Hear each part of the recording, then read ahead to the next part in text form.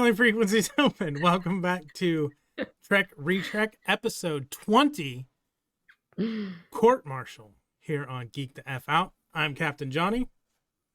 I'm Ensign Kayla. And TVGuide.com says... Pick one. This is another one like last episode where IMDb's was Kirk draws a court-martial in the negligent death of a crewman. Period. One sentence. Full stop. Done. Dudskis. TVGuide.com also is one sentence, but there's a comma in use. It says... So they're both quickies. Yeah. The Enterprise computer offers damaging evidence against Kirk, who has been brought to trial for criminal negligence in the death of crewman Ben Finney. Okay, so they name names. They name names. They out him. Yeah. Shall we get into it? Sure. It is some interesting things. It's stardate 2947.3. Okay. And they're at Starbase 11, the same starbase from the Menagerie. But this stardate is an earlier stardate, so this is the same place, but takes place before the Menagerie happens. That's where they visit Pike. Okay. And we talked about it. Seems more like an outpost because it's on a planet, but they call it a starbase. Okay. But I'm remembering now. Yes. This takes place before the Menagerie happens. Like, this is an earlier stardate. The Menage a Trois. So just I thought that was interesting. And apparently there's been a change in administration because Commodore Stone in this is running Starbase, and maybe there's a rotation. Mm-hmm. Maybe there's more than one Commodore at this Starbase, and it's just they like to rotate. In the Menagerie, they deal with Commodore Mendez instead of Commodore Stone. Yes. Yeah. Indeed. So yeah, they apparently go through an ion storm and they take a lot of damage, and unfortunately, someone passes away. At least they think passes away. It's so we kind of see, like you said, the starbase during that episode. Mm-hmm. But I think this is the first time we've seen like this big wide angle overhead shot, and that was pretty cool. At least I'm pretty sure. Do you remember any other times? We saw it because in the Menagerie we just saw when they beamed down and they had the most awkward hellos in history. I know that. And then we saw stuff out the windows, but I don't think we had the big establishing shot that we had in this one. Yeah, I remember, I think it was in the Menagerie. There was like a tower far away that kind of looked like the Space Needle. But in terms of everything else we saw in that beginning shot, we haven't seen anything like that. There's also another ship when they're first pulling in and Kirk is doing his log. There's another Constitution class ship in the background, and I couldn't quite make out the registry number to figure out which one it is.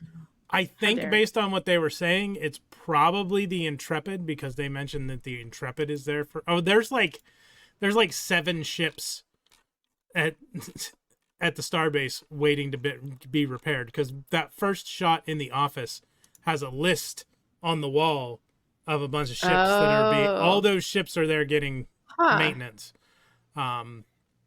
Interesting. And IMD or Memory Alpha doesn't specify which ship it is in that opening shot. So yeah, I don't know. I couldn't quite even in the HD thing. I couldn't make out which ship it was that was in orbit with the Enterprise. Yeah, let's see. 1, 2, 3. No, there's actually 10. I did not notice that. 10 ships on the chart that's on the wall. 10 ships in Stone's office. Interesting.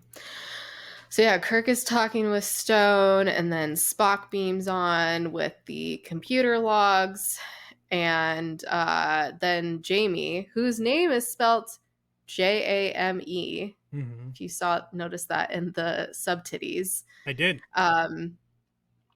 She walks in and she's like, "You killed my father!" Blah blah blah blah. Very dramatic, which I Like, was like, way over the top.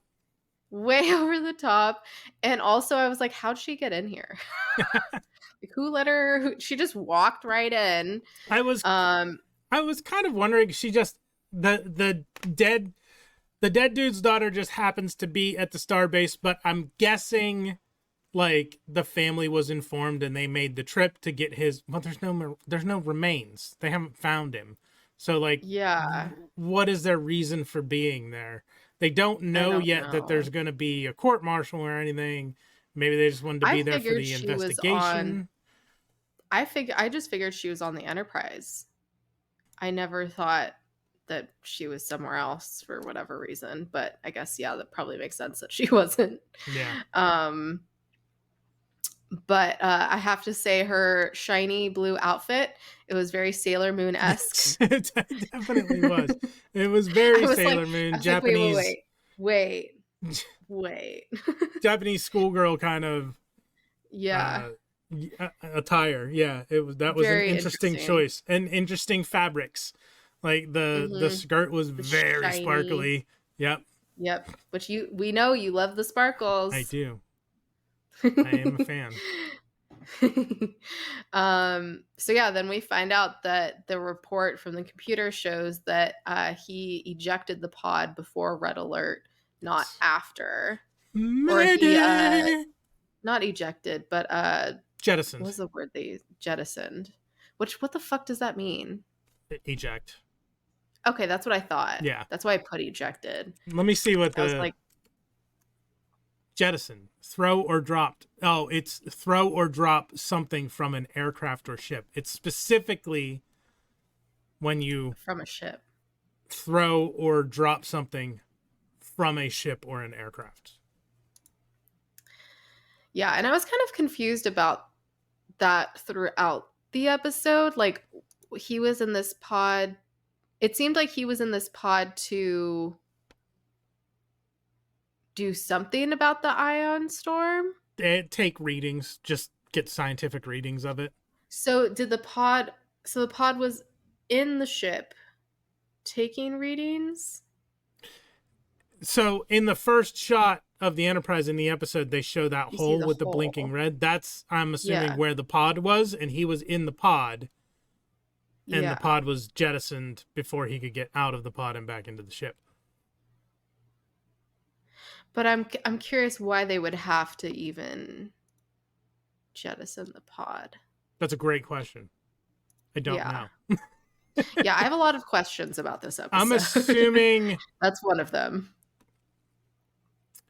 that it is so I'm part of this is just speculation on my part.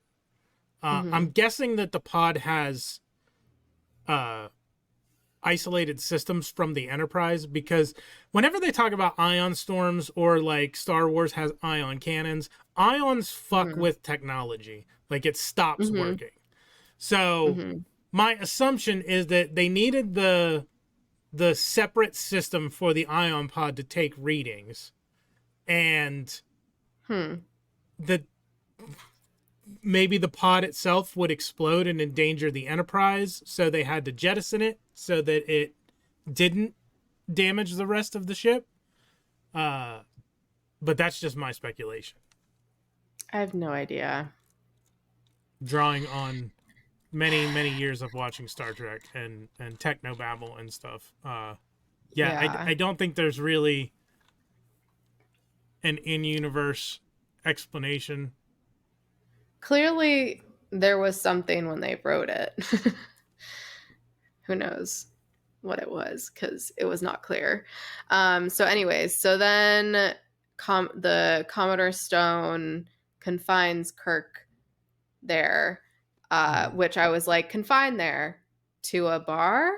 Yeah. Like, oh, darn. I'm stuck here. Guess I'll go to the bar. I think it's basic. It's the equivalent of like, hey, don't leave town. Like, don't Yes, try to leave the country. totally. Yeah. But it's just funny how he's like, "Oh, I'm stuck here," and then the scene shows him going into a bar. Yeah. It's like, "Oh, that really sucks for you." Especially with this hottie that comes in after you leave. Yeah. Um, which that was a fun little plot twist. And so when they're at the bar though, he runs into some old dudes that were in the same academy year, Yeah. Same class apparently. He essentially. said, "Good to see our class is well represented." I'm like, Yeah, how is which it that? they give him so much shade. Yeah, they do. And he's They like, really speak do. plainly. And they're like, I think we already have. Um, and then Kirk leaves, and then that's when I literally put in Hottie walks in and Bones immediately goes up to her. Yeah. Big surprise. Big surprise. And he says, if you have any doubt, that was indeed Captain James Kirk of the Enterprise. And I was like, is that your line? You're using Kirk to hit on people? And she's like, oh, yeah, he's an old friend of mine. And I'll just say this line. All of my old friends look like doctors. All of his old friends look like you. Yeah. That It was a was good so line. good. So good. And accurate. Um, yes, very accurate. And then we go to Kirk's interview, or not interview, but interrogation by Inquiry. Commodore inquiry by Commodore Stone. And Kirk talks about how he and Finney were friends, and that's why his daughter was named after him, which I'm like, okay, so that's not why it's not Jamie, it's just Jame. So you took Mm-hmm. the S off of James. Yeah. Which is crazy. And Weird, but whatever. Sure. yeah, apparently they served on a ship together, and one night James relieved him of his duties and found a circuit open that would have blown up the ship if it was left for another 5 minutes. So he had to report it, and Finney got in trouble. And because of that, like, was probably passed up for promotions, yada, yada, yada. Um, and then they talk about the incident, and he says how, it just happened to be Finney's turn to be in the pod. Like, he didn't pick him specifically. That's just his rotation, how it was. And he signaled the red alert, and he gave Finney time, but apparently it was not enough time before he had to jettison it. But of course, the computer's records show differently. And, he says how Spock is running a check on the computer. And then I think that's pretty much the end of the interview. And then the next scene is with Jim and Shaw. Do you have anything before that? Shaw. Uh, Oh, a real a real. Shaw? Uh, Hmm. no, her outfit is something. Yeah, It's it is very, something. very 60s, I think. Yes. Even the tights. Yeah. Yeah, it is something. Um, so yeah, they're talking, which I'll save that first opening line that he says to her because it's funny. There's several lines, which I'll say this one now because need to talk about it. So they're talking to each other, and he's like flirting with her, but she's all business, Mm-hmm. and it takes him a while to realize that she's all business. Um, and one of the things he says is, "I never could talk you into anything," and I was like, "That's a little problematic." just a wee bit. Yeah, Um, I can see that. I didn't take it that way at first, the first time I watched it, but yeah, I can see that.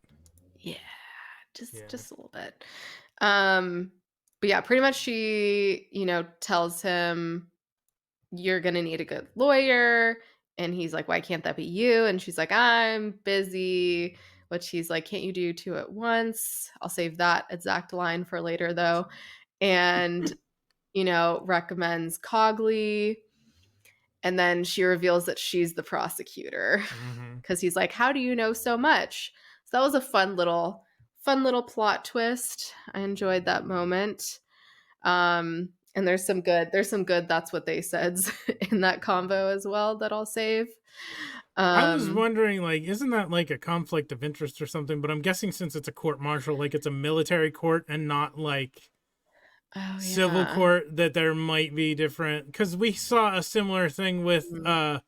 Battelle and Pike in Ad Astra Perispera, where like Mhm. she's on the Enterprise and like they're just having a conversation. Then she starts asking Pike tough questions, and she's like, "You do not want to be called to the bench." Mhm.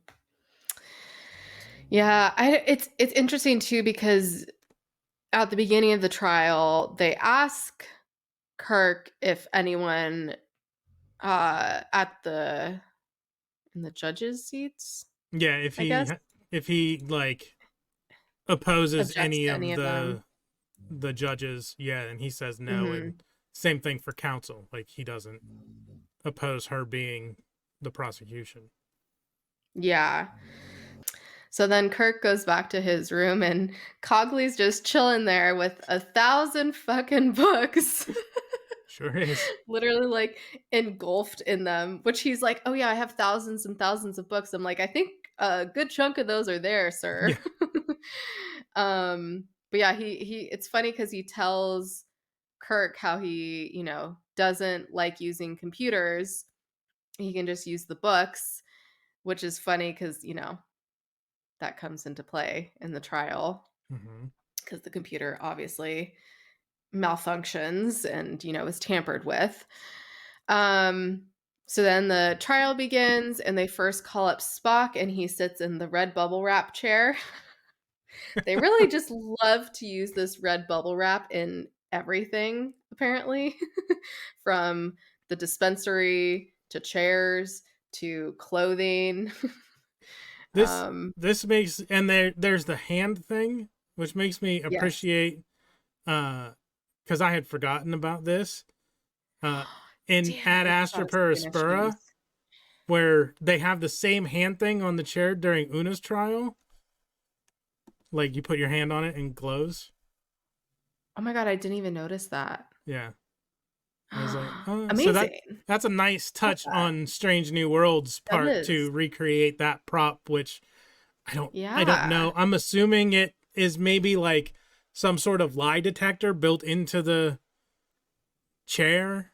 I don't know, or just like, Yeah, I was wondering about that as well because whenever they had someone sit down, they put a different little thing into the computer, yeah, so I figured that was maybe saying who it was, but I was like, "No, maybe it's the chair identifying who they are and then saying all of their might be. rankings and accolades, It might and also maybe be. just the thing they're putting in the computer is just to record a new part of Could the be that. trial." It could be redundant systems like two-factor authentication.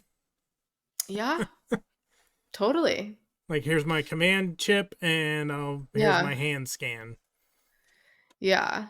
So, Spock is up first, and it's funny because when Shaw is interrogating him, he keeps kinda talking past her and talking over her, and I was just like, "I know this is Spock, and he's defending his friend, so I'm taking both of those things into account," but I'm like, "If this was a dude, probably wouldn't be doing that."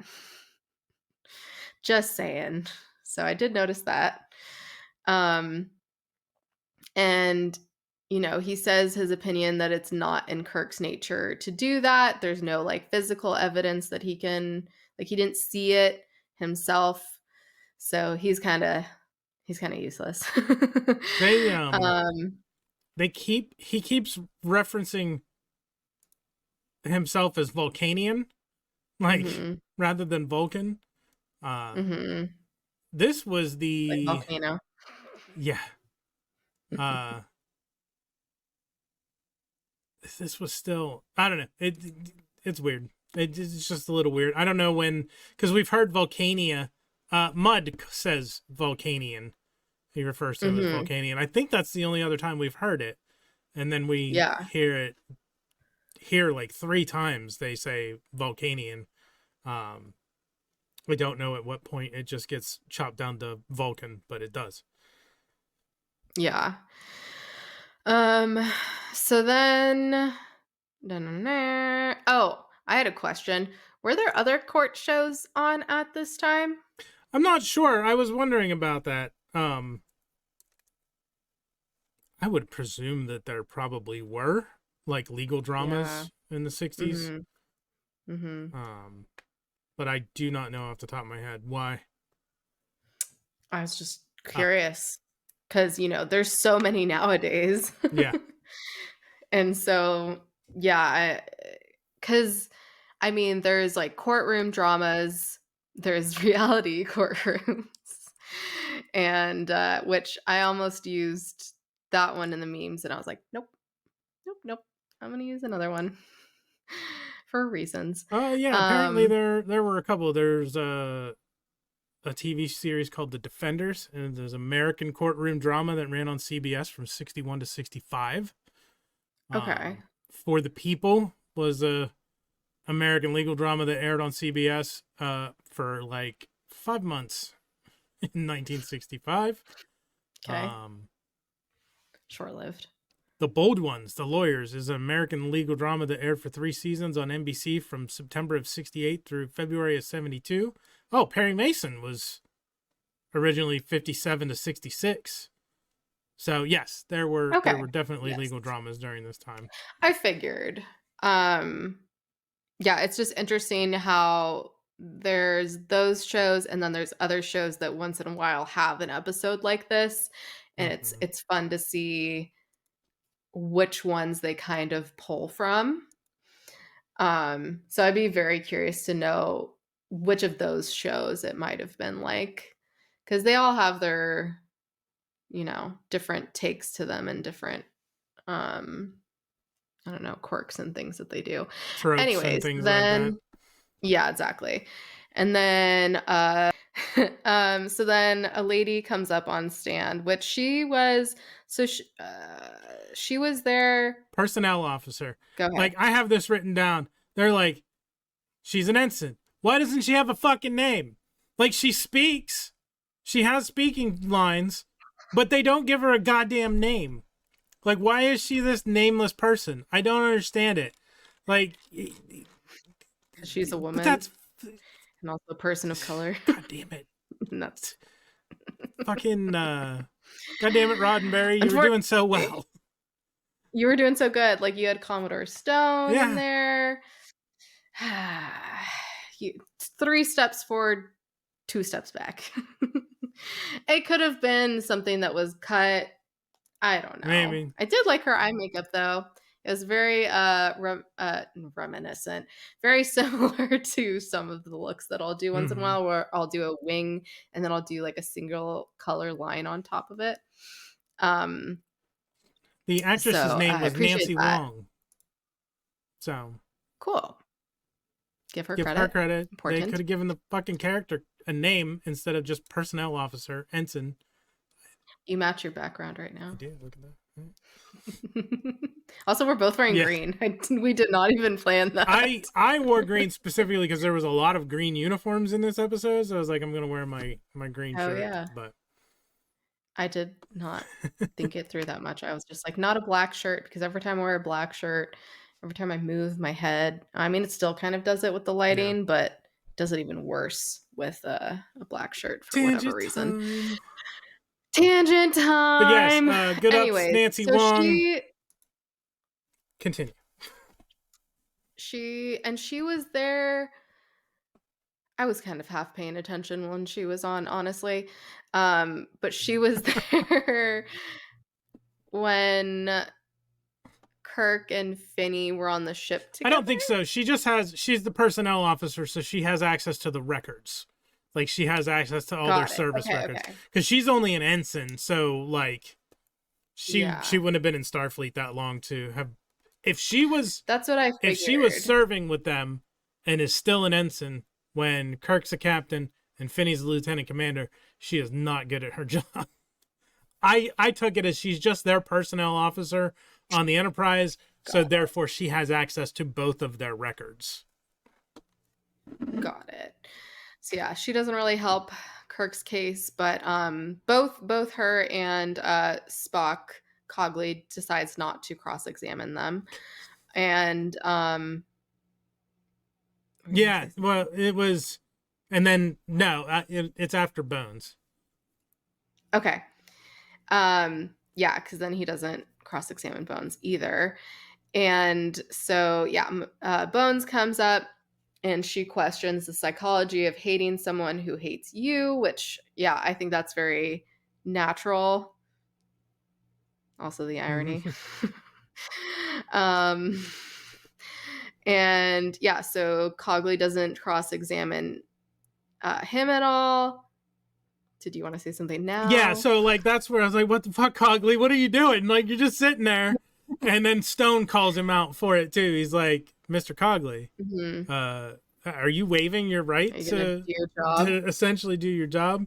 And that's when he's like, no, I was just waiting for all the boring shit to get done and over with. Yeah, like he's that confident. Yeah.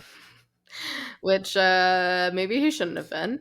Yeah. So then calls Kirk up, and I just loved the computer naming all of his accolades, and Shaw is like, do we have to?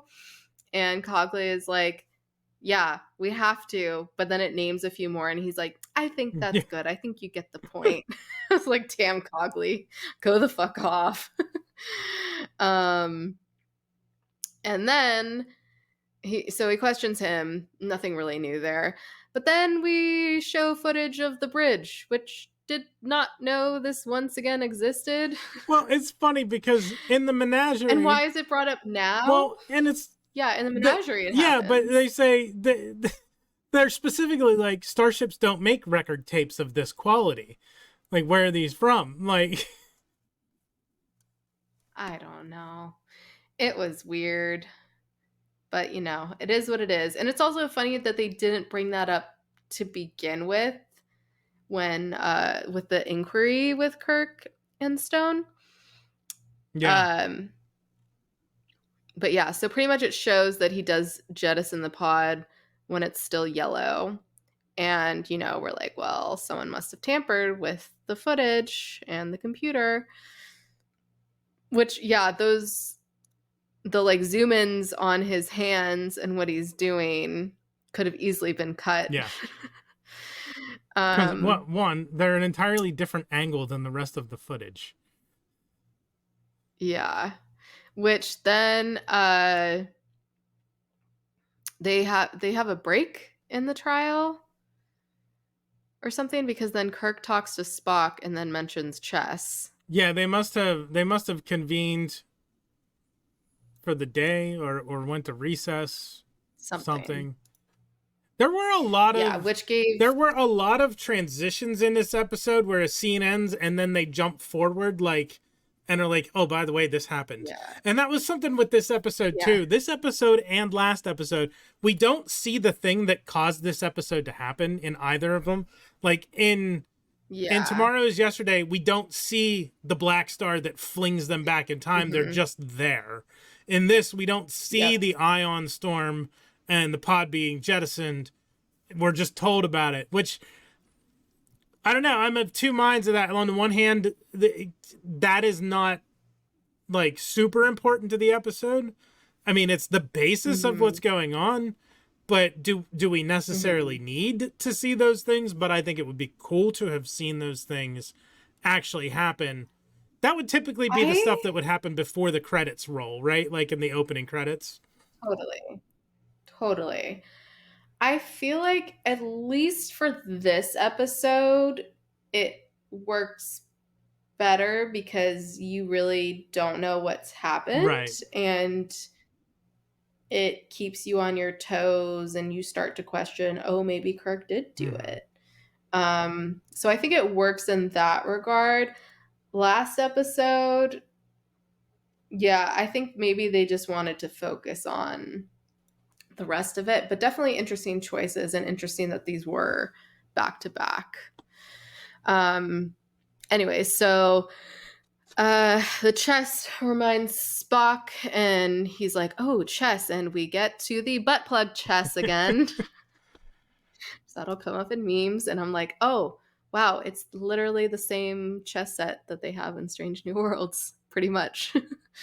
um, and he realizes he's like beat the computer 4 times now, and realizes there's a flaw, and which is when Bones comes in. He's like, I had to see it with my Yeah. own eyes, where he's like, he's pissed at Spock because he's playing chess while, Kirk's on trial. Mm-hmm. And that's when he explains to him, he's like, I beat it every time. I created this system, and at most it should have just been a Yeah. stalemate. Like, I shouldn't be able to beat Even it. Bones was like, And that's that's when, impossible. yeah, exactly. Um yeah, and then so they bring the evidence to them just in time, kind of, Yeah. because Cogley had technically said the defense Yeah. rests. But of course, Stone is like, we'll go over the evidence. So, which is interesting because they go back into the chess room. Yeah, like they go to the ship. Like, did they need to do that? Yeah, they go to the ship and they go specifically in the chess Yeah. room, I guess to show them. I don't know. But he doesn't play the No. game. He doesn't play a chess Maybe it game. keeps records, And but if it's yeah, flawed, do we which, trust it? I don't know. Anyway, yeah.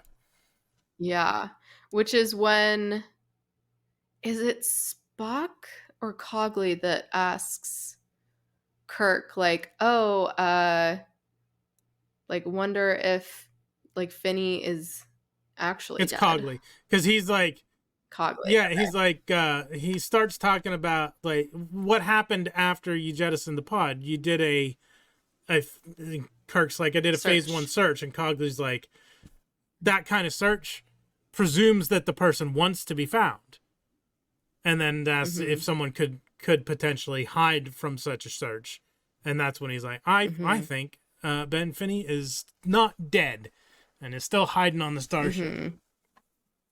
Yep. And so they have everyone leave the ship, and they have this device that apparently they amplify it to hear everyone's heartbeats. Just a goddamn microphone. Which is like, well, that microphone is what's recording each of their heartbeats and then eliminating them from the sounds that they're hearing from the ship. Kirk's like, Dr. McCoy's going to use this white noise device to isolate each of our heartbeats. And I'm like, that's a goddamn microphone. Like, it's just a regular, like, Shure microphone with a little red band around the windscreen. Yes. Like, it's just a fucking microphone. It was funny. I just laugh. That's what I wrote in my notes. I mean, that's just a microphone. Yeah. So good. So yeah, of course they eliminate everyone's and they still hear a heartbeat, and they're like, fuck, that's Finney. And then Kirk goes after him, which I found very funny that they just let him go on his own. Yeah, I wrote down, I'm like, Stone gives Kirk a lot of fucking leeway. Like yeah. I guess when you're on trial, even though he says later, like, the court has not adjourned, like, when you're on trial for gross negligence and the death of a crewman, and it turns out that person is not dead, I'm pretty sure that's an automatic fucking case dismissed, right? Like, so the trial is essentially over at this point. But for whatever reason, Stone is like, well, we're not going to officially dismiss court until everybody's here, so go ahead. Like, whatever. Knock yourself out, Kirk. Exactly. I don't know. It's just like, he's on trial. Like, why are you okay with this? Yeah, I don't know. It's weird. Yep. Anyway, so he goes after him, ends up finding him, comes up from behind him, and Finney goes off how everyone's conspired against him, and like would want him dead anyways. Yeah, there you go. And I was like, this dude is a little cray cray. Yeah, Finney cracked. Clearly he's made up all of these. Yeah, clearly he's made up all of these things in his head, and I'm like, oh yeah, you've been in your head for too long, dude. You do not see reality, which sounds like some other people we know, and and he wants to destroy the ship and the people in it, but then he finds out that Jamie is on board and gets really upset and they fight and James takes his phaser away and then they fight even more and Kirk is somehow Kirk shirtless. Fu. Check that off. Yeah. Check that off the And thing. like Kirk is shirtless. there's a funny shot. There's a couple checks this There's a episode. funny shot where, and it's the stunt doubles, and it is so in HD. It is so obviously Kirk's stunt double, the stunt where the shirt gets ripped, but the collar of the shirt like gets stuck around the stunt double's nose, and he's like trying to shake it loose. Yeah. It's hilarious. It's funny. The fight scenes are always Kirk just Fu. chef's kiss. Kirk Fu. So yeah, he ends up, winning that fight and finds out from Finney how he's fucked with the ship and goes and repairs it. Everyone is saved and Kirk kisses someone, so check that off the list. Which was so funny because when that was happening, I couldn't quite tell where they were. I thought maybe they were on the bridge. And she was like, oh, like, are you sure this is okay?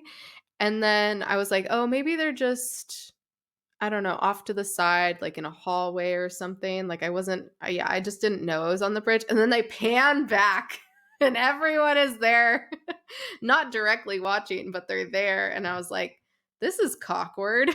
Except that one crewman who was standing next to the turbo lift the whole time, like less than 3 feet from them while they're having this conversation. Yeah. And he's got to stand there. And then as soon as Kirk turns and goes to his captain's chair, like the crewman's just like, fuck, I'm getting out of here.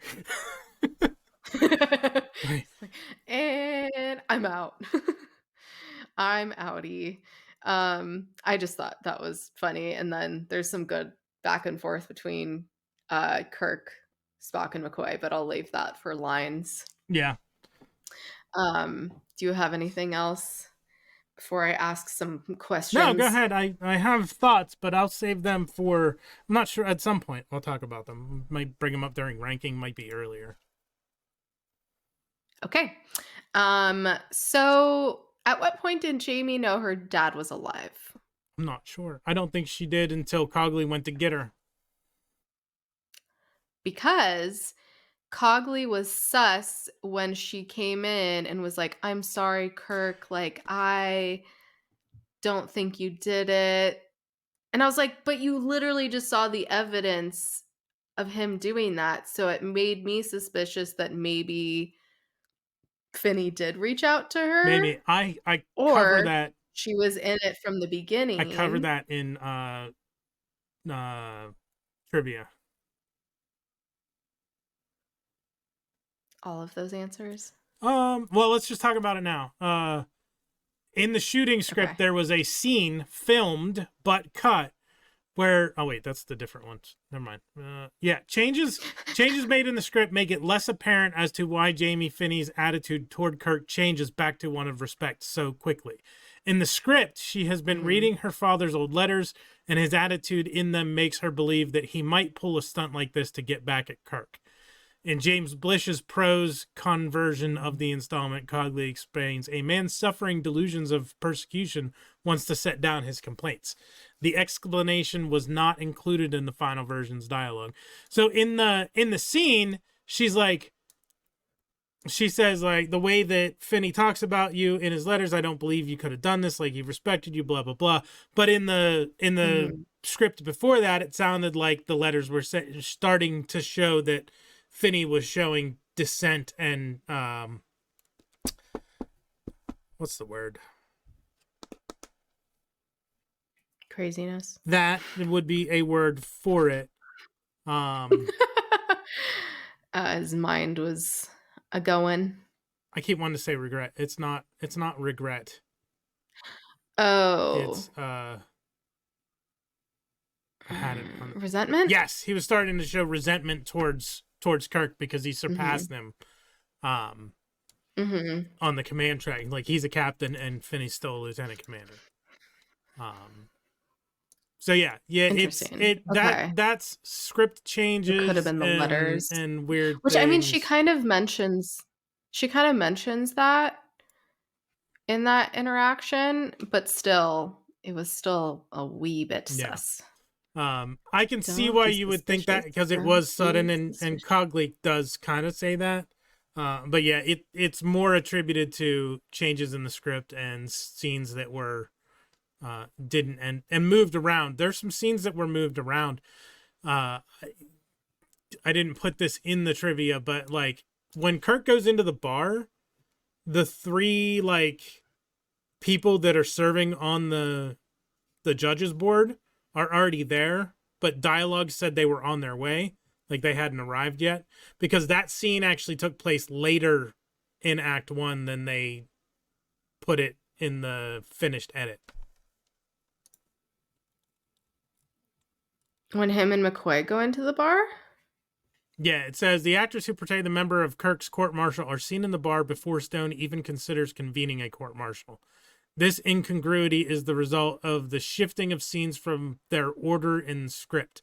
This was done during editing to quicken up the pace of Act 1, as it was considered too slow and uneventful in its original format. So it's in the script, it was after they had talked about the court martial. So it must have already gotten out that he was going to be court martialed. Okay, so my next question is, how would Finney have known about the storm? Like, how was he planning this whole thing, or did he just run with it once the storm happened? Or I'm very confused by that whole aspect of this episode. I don't know. I'm thinking he just ran with it. Because I don't think they can. Which clearly he was planning Yeah, he was planning something. something. Maybe he had this because the computers had been fucked with already. He must have already altered the computers, waiting for a chance to do something. Yeah. I don't know how long ahead of time Yeah. they discovered the ion storm. So maybe when they discovered the ion storm, he modified the computers, Knew they had to modified go the through duty roster to put himself at the top, and then went through with the plan. Interesting. I guess so. I don't know. I just found the whole thing a little hard to believe. It's a little the timing convoluted of it. When you start digging into it, like it might have just been he had Semantics. something in mind, and this was the opportunity he was waiting for, and he got lucky that he was on the duty roster and assigned to the pod. He was probably just looking for something, not necessarily his own death, but something that he could, because like what was his end goal? Like, yeah, Kirk gets court-martialed and kicked. He wanted to kill them. Well, Kirk gets court-martialed and kicked out of Starfleet, but then what are you gonna do? You can't come back and be like, hey, I'm not dead, put me back in the ship, give me make me a captain. But he's also gone fucking nuts. So yeah, he wanted, because he would have died too. Well, that wasn't part of his plan. Because that's all after he got caught. It is, but he, said that they wanted him dead anyways. So clearly it was kind of part of it. Yeah, I don't know what that was all about, because he does say something about like they want me dead, and I'm Very like, confusing. I don't know what you're talking about, man. Like, he's just fucking nuts. I think it's like I was saying before, it's built up in his head over time, and people assuming things instead of just communicating. Yep.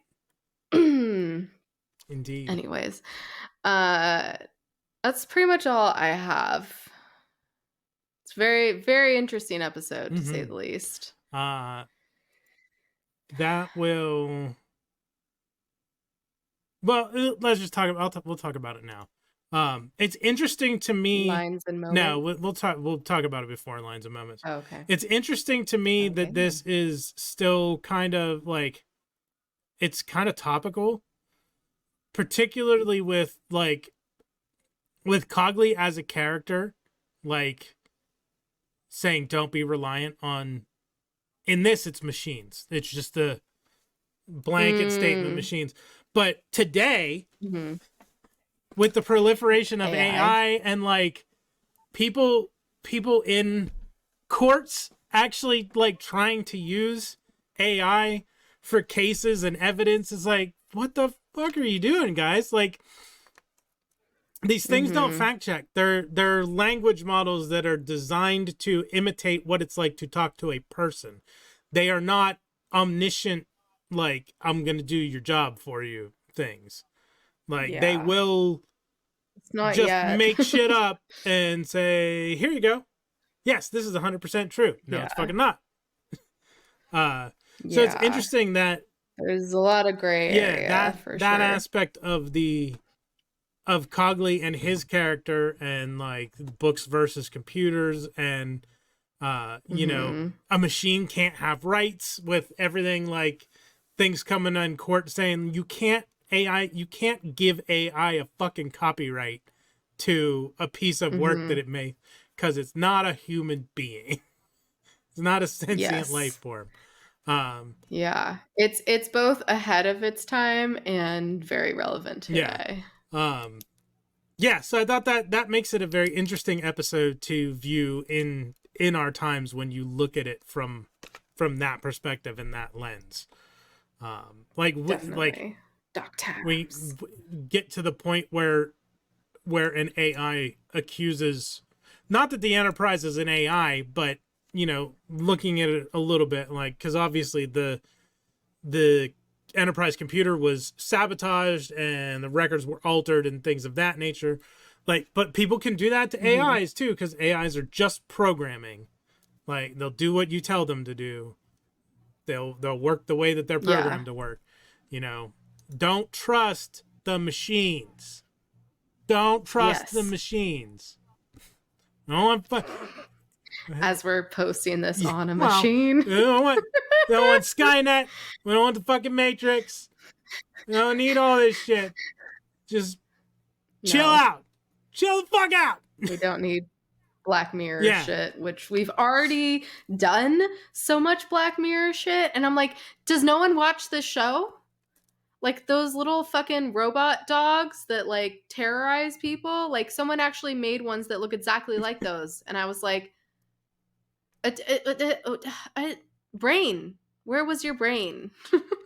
People are dumb. Clearly it's just what is it? Does Ian Malcolm say this in Jurassic Park, or am I crazy when he? No, you're right. I know exactly what you're going to say. I'm gonna butcher the line because it is on the tip of my tongue, but I can't say it. But it's like, oh, like when you were thinking of all this and trying to play, like you were trying to play God, did you stop and think about like the consequences of it? Essentially, yeah. He's like, your scientists spent so much time thinking about if they could do this, they didn't stop to think whether or not they should. Yeah. Yes, there we go. Thank you. Yeah. For as many times as I've seen that movie, I should know that line. Oh, something else that, because there really isn't another good place for it. I kind of wish that Ariel had just been Ruth from Shore Leave, like a little continuity there. The other James T. Kirk's other numerous lost loves. Like if this were being made today. Was Ruth the lawyer? Well, we don't know what Ruth was. She was a fucking hallucination. They didn't really talk. I think they're showing how much of a playboy Kirk was. Like, I think if this were made today, it probably would have been the same character, right? Like, because we love continuity and things and tying everything together. A little bow. But I think it would have been a cool touch if it had been Ruth from Shore Leave rather than this person that we'd never seen before. Totally. Yeah, that's it. Totes my So that's it goats. for general episode thoughts. That will bring us to Mm-hmm. favorite lines and moments. Jizz. Um, I already said I that have one. If you have any doubt, two that you that was probably indeed also Captain have. James Kirk of the Enterprise. All of my old friends look like doctors. All of his old friends look like you. Already mentioned both of those. Uh, oh yes, when Kirk and Ariel first talk, and he says, "Dr. McCoy said you were here. I should have felt it in the air like static electricity." I'm like, real smooth, Kirk. Real But then a smooth. reel's like flattery will get you everywhere. Which I'm like, all right. Um, and then he also says to her, which I almost put in that's what they said, but I decided not to. A girl with your abilities should be able to handle two cases Mm. at once. And I'm like, okay. More flattery. Um let's see, that's what they said. What else do you have? Um, uh, when Kirk is talking to Stone, he's like, "So that's the way we do it now? Sweep this whole thing under the rug and me along with it? Not on your life. I intend to fight." Stone's like, "Then you draw a general court," and Kirk's like, "Draw it. I demand it right now, Commodore Stone. Right now." Like Kirk is like Mm-hmm. Right pissed. now. Like if this had Yeah. been like a legit circumstance, uh, you're just gonna let it slide and like sweep it under the rug, essentially. And then when Kirk meets Cogley, he's like, "You have to either be an obsessive crackpot who's escaped from his keeper or Yes. Samuel T. Cogley, attorney at law." I almost wrote that one And down Cogley's like, "You're too. right on both counts." Like, that scene was so weird. It felt like it was out of a fucking sitcom. Like, It was. and I liked it though. It yeah. was fun. And then, let me see, make sure you don't have this in. No, you don't. When McCoy's like, "Mr. Spock, you're the most cold-blooded man I've ever known," and Spock's like, "Why, thank you, That Doctor." was my next line. Oh, I thought you were Yes. done. Literally my next line. No. Sorry. I was just giving you Oh, time to I speak. thought you That's finished. okay. Yeah. Why, thank you, That's what they Doctor. said. Like, really pleased that McCoy said that to him. I love those lines back to him. They're so funny. I think that was actually my last.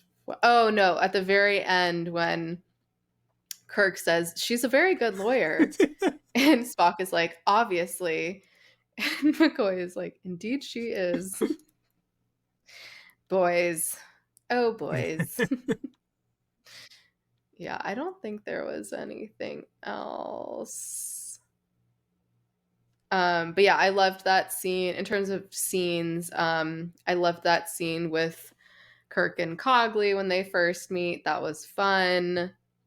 Very reminiscent of something I'll bring up in the memes. And yeah, the fight scenes are always great, especially when his shirt gets ripped apart for whatever reason, always gets ripped off. Mm-hmm.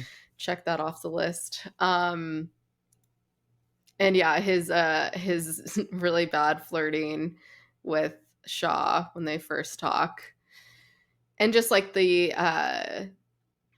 kind of plot twist of her being the prosecutor. I liked that scene. I think that's it. Okay. Well, then that will bring us to That's What They Said. I believe. All right. I believe I went first last time. So do you want to start? You went first on both things. Yes. All right. This is your That's What They Said for episode 20, Court Martial. That's as far as you go, sir. They'll slap you down hard. I have to do my very best to have you slap down hard. I can get you off.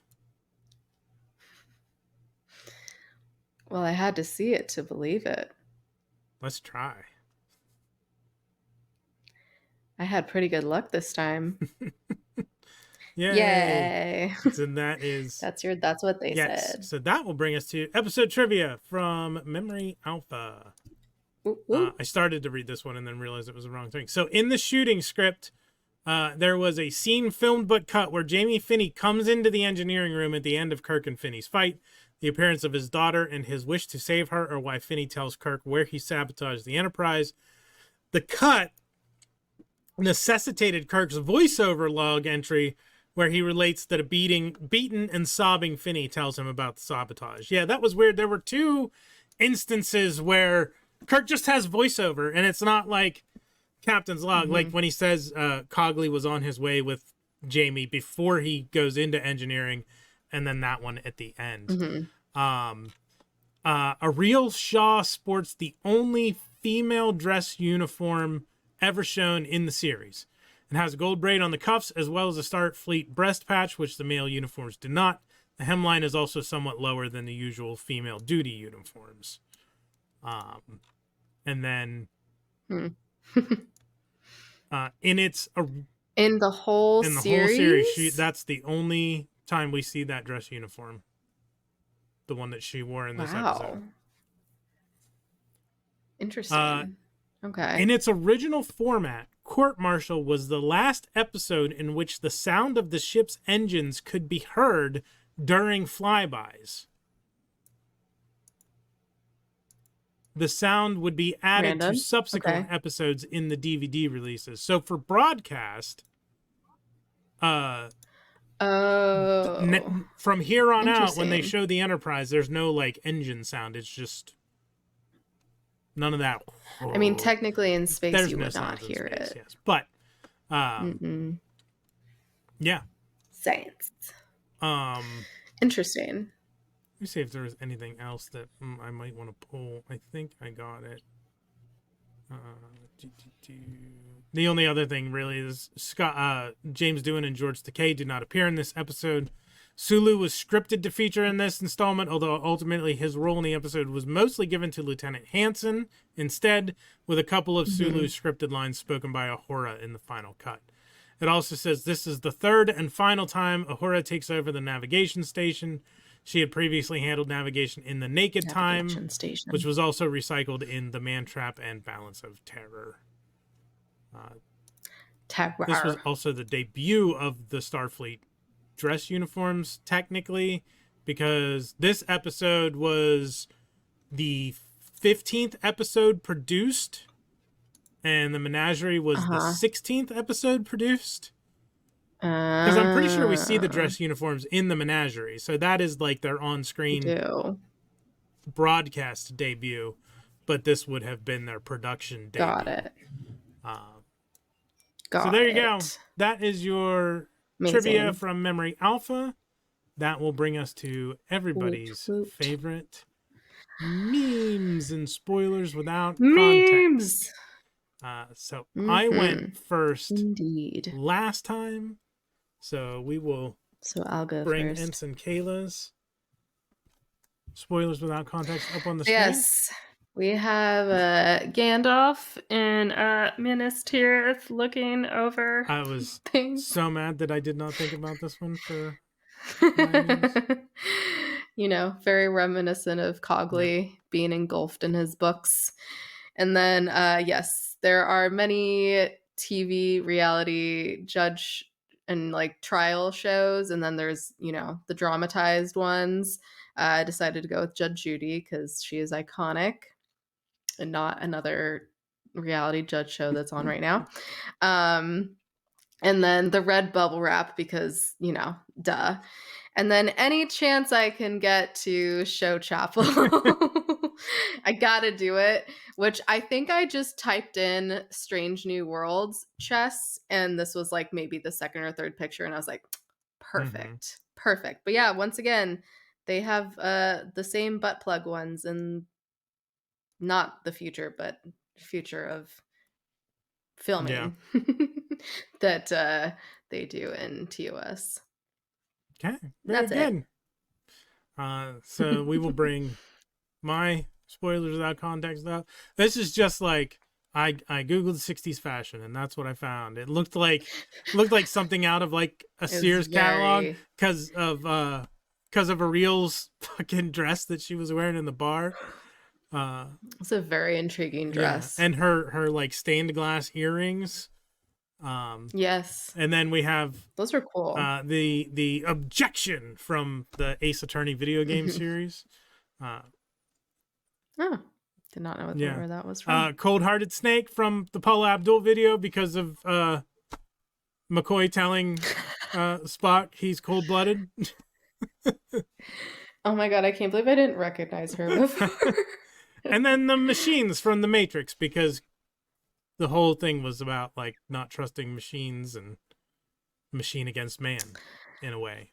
I've not watched that in so long. I've only seen the first Matrix, and I think I half watched it. Sorry.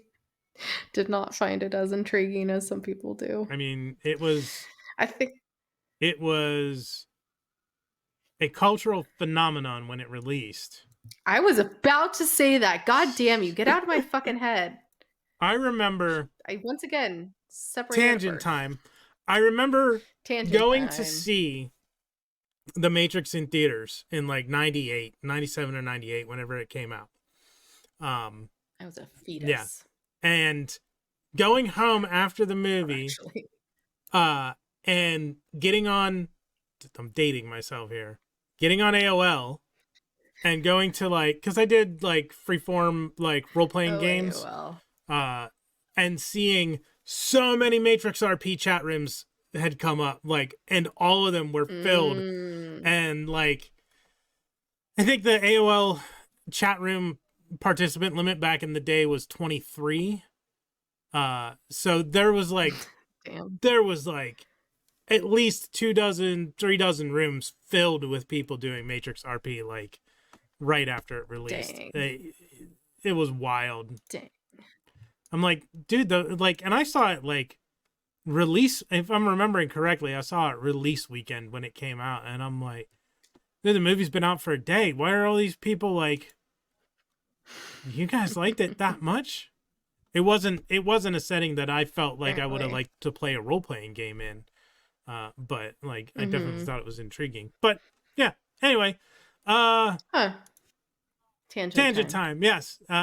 So that's your tangent. Spoilers without context. That will bring us to ranking the episode. Ensign Kayla, how do you rank Court Martial? I'm gonna give it... This one's tough because I don't think it's anything iconic. I could be wrong. I don't know, obviously. I think it, builds on Kirk's character for sure in terms of being necessary for viewing. Don't really think so. So I'm going to give it a lieutenant. It was a good episode. Fun little courtroom drama. Overall, yeah, I don't think you have to watch it. Yeah, that's it. Okay. Plain and simple. Yeah, I'm gonna go with Lieutenant too. And like last episode, I think it's like the very high end of Lieutenant. Like, but again, it's not a absolute must watch. I really liked the episode. There's a lot of people who have like they want like a Starfleet Judge Advocate General like show, because Star Trek has a really good history with courtroom episodes, as we saw with like, you've seen this one and Ad Astra. There's a couple during Next Generation. Like the Star Trek courtroom episodes are generally really good, but I don't know if you could do a whole show. Maybe in today's climate for shows where you can do like a 10 episode season. Like it wouldn't have worked back in the 90s when it was 26 episodes of just Star Trek courtroom drama. I don't think it would have worked. It would have lost its shine. No. If you do like a 1 season limited series of Starfleet JAG, I think that could be interesting. But also, maybe not, because I don't know how interesting the episodes would be if they weren't characters that we were like emotionally attached to and familiar with from watching them do other things throughout the seasons. Yeah. I mean, it works with other Yeah. shows. That's literally the premise, is that there's like a trial an Yeah. episode. You would just And they obviously show stuff outside of the trial. And they usually show at the beginning like what's yeah. happened, like what the trial is about. Um So it works. hey, It's just, I think, yeah, you're right that at this point, it with the Star Trek universe, at least my limited knowledge about it is it would probably need to be with characters we already know for it to work. I don't think it could be a whole new set, or it could be some new, some old kind of thing, kind of like how Strange New Worlds was. hey, maybe speaking of Strange New Worlds, spoilers for Strange New Worlds season 2 finale. If Battelle doesn't like bite it from being pregnant with Gorn, maybe she could be the focus of the Starfleet Jag show, because she is part of that. That's She did true. the trial with Una, so Spinoff. yeah. And people love their spinoff series nowadays. However, So many fucking spinoffs. I don't know if that character is long for this universe. I feel like Battelle is Yeah. not gonna make it, but we'll see in like in several years. So we both give court martial lieutenant, but not like, yeah, not essential. A high lieutenant. I wonder if we almost should like institute lieutenant commander for our ranking system. You just want to do it because there's something coming up that you want to do it for. No, that's not what I'm going to change. That's not what I'm going to change the system for. No, I know, but yeah. You're going to change it. Yeah. That's what I mean. You just want to change it so it's not a big change when you do that change. No. Yeah. So like, yeah, good episode to watch, but not essential for anything else that happens down the line. Yeah. So the next episode is episode 21, The Return of the Archons. IMDb.com says, seeking the answer to a century-old mystery, Kirk and crew encounter a vacantly peaceful society under a 6,000-year autocratic rule that kills all those it can't absorb. Vacantly? It can't absorb? The fuck? Vacantly peaceful. That doesn't sound right. That's a weird word. That is a weird combination. No. Yeah. Like vacant? Vacantly peaceful society under a 6,000-year autocratic rule that kills all those it can't absorb. Okay, that sounds very intriguing. Yeah. As I'm yawning. I can't wait to watch that. Legitimately, that sounds intriguing. I'm not saying it ironically, even though I'm yawning. I'm very tired, okay? All right, well, that does it for this week. All right, well, thanks. Yeah, thanks everyone for joining us in the chat, or if you're watching on the replay, thanks for joining. Feel free to smack that like, smack that subscribe, smack that bell icon, leave a comment. Yeah, and if you want to follow us, you can follow us at GTFO channel on Instagram, Twitter, and Threads. Or if you want to email us, you can email us channelgtfo@gmail.com. It's just the opposite of our social handles. Yeah, this has been fun. When this episode comes out, we will have just been on Ralph's show the day prior, live action Star Wars, and be recording with the Holdo maneuver. Why was that weird for me to say? About Ahsoka. And then next week we'll be recording with Allison, Troy, and Colleen and Yoko, and Johnny will not be there. I am foreboding. Sorry, Johnny. Yes. I'll be in the chat. On Friday. Yes, he'll be in the chat. Friday, September 29th. I think we're going to do 6 p.m. for that one, Pacific. So join us for that to talk some Ahsoka, and then October 6th for more Ahsoka. That'll be our wrap up. If I list everything, it's gonna take all night. Yeah. And but yeah. If we're past that dates, go check out the replays. Yes, exactly. And yeah, thanks again for everyone for joining. Until next time, peace and long life. Live long and prosper. Bye.